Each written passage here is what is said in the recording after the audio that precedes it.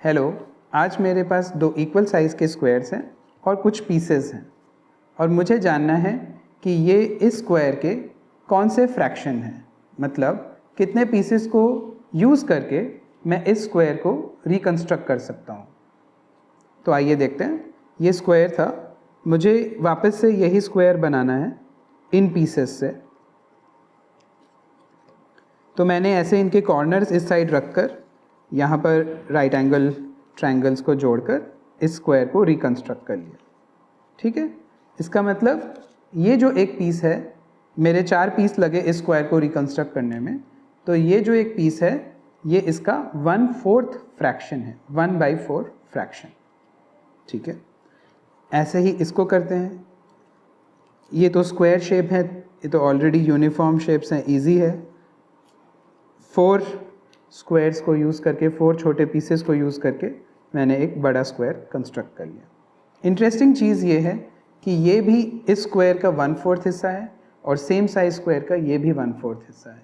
तो फ्रैक्शंस देखने में ये शेप अलग लग रही है, बट एक्चुअली ये दोनों ही 1/4 फ्रैक्शन। अब मेरे पास एक हेक्सागन है और कुछ पीसेस हैं, मुझे जानना है ये पीस इसका कितना फ्रैक्शन है।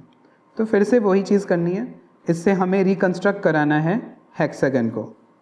और आप देखिए मैं ट्रायंगल को कैसे जोड़ता हूँ। ये मेरा हाफ हेक्सागन कंप्लीट हो गया और ये मेरा नेक्स्ट कंप्लीट हो गया।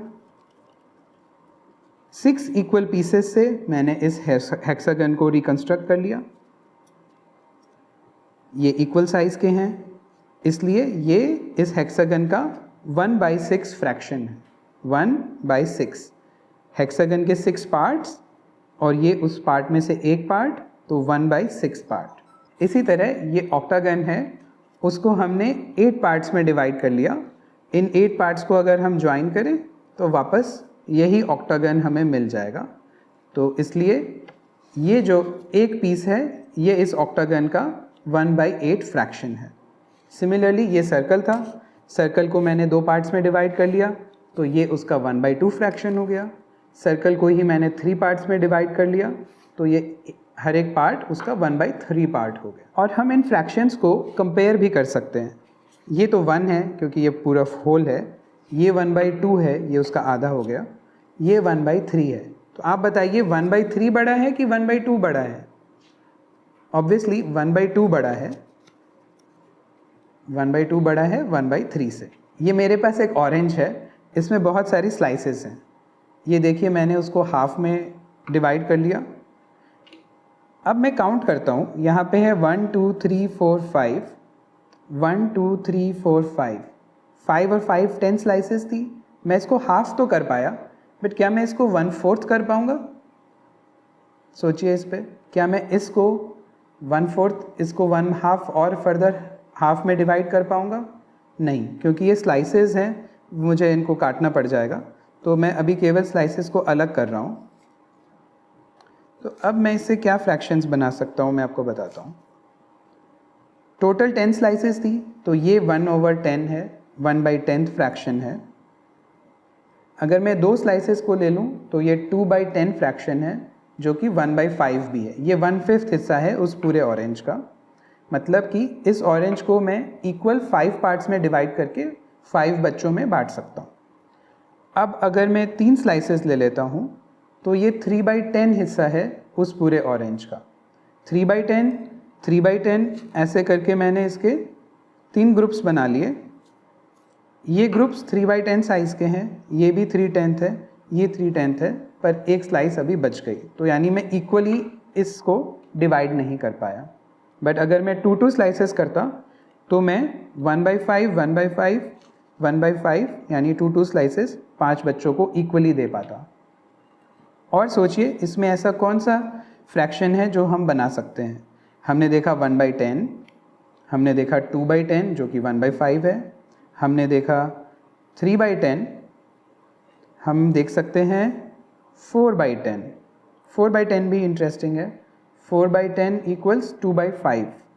तो यानी हम 4 के ये 2 ग्रुप्स बना सकते हैं, 2/5, 2/5 और ये बचा 1/5।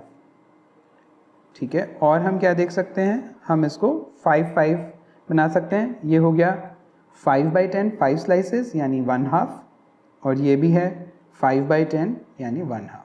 मेरे पास एक एप्पल है और इस एप्पल में ये एक छोटा सा छेद है।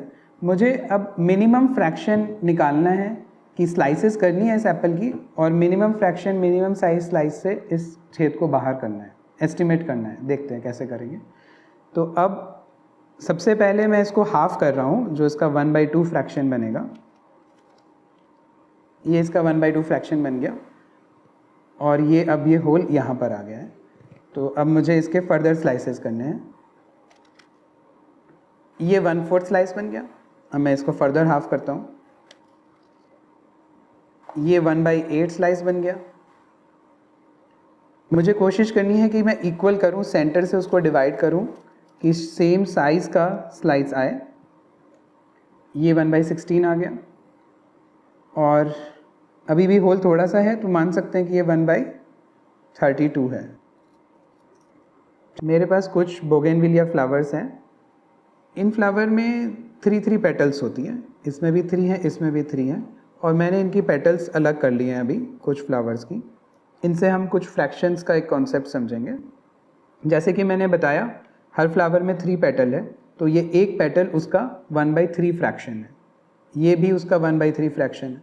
1/3 + 1/3 2/3, 2/3 + 1/3 1, which is equal to this flower. इन तीनों को मैं जोड़ूंगा तो एक फ्लावर बन जाएगा। ऐसे ही ये एक फ्लावर है। अब 1 + 1/3 ये हो गया 4 पेटल्स, 4/3। ये हो गया 5 पेटल्स, तो फ्रैक्शन में इसको बोलूँगा 5/3।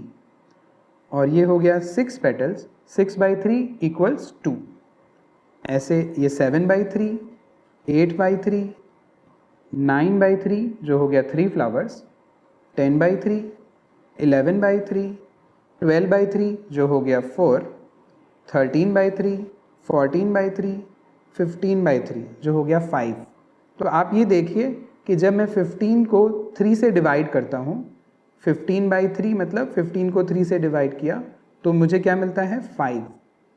तो इस तरह से हम अपने फ्रैक्शंस को सिंप्लीफाई भी कर सकते हैं। न्यूमरेटर और डिनोमिनेटर को जो हाईएस्ट कॉमन फैक्टर है, उन दोनों से जब हम न्यूमरेटर और डिनोमिनेटर को डिवाइड करते हैं तो मुझे एक सिंप्लीफाइड फ्रैक्शन मिलता है। Thank you.